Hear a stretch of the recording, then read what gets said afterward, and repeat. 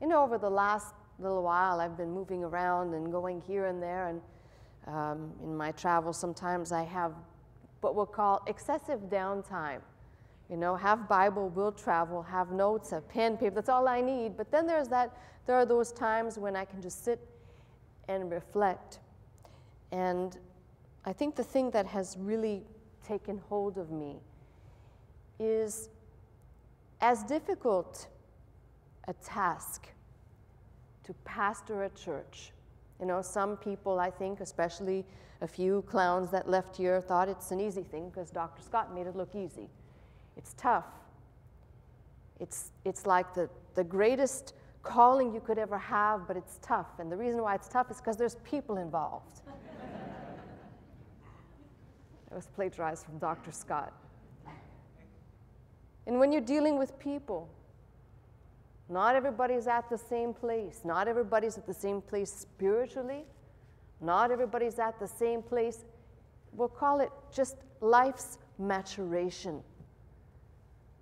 But the one thing that I have concluded is as tough as it has been for me, I wouldn't trade in the honor and the privilege for any other opportunity that would come my way for this reason. Because when God calls people, He calls them for a purpose. And His purpose is infinitely greater than even what we can deduce, what we can imagine, what we can pull out of His book. And so in part, I get little, we'll call them little glimpses into a greater plan. And that's what keeps me coming back every single Sunday with expectation, earnest expectation that you will come to the same conclusion that I have come to. Because you can say it with your mouth, I've come to the kingdom for this purpose, for this hour. But until it settles into your soul that you have a divine purpose and a divine calling, it's not only no accident that you were called here, but that you're still here. Some of you diehards that, just like me, you still love Dr. Scott, and you hang on to certain things because there are certain things you won't let go of.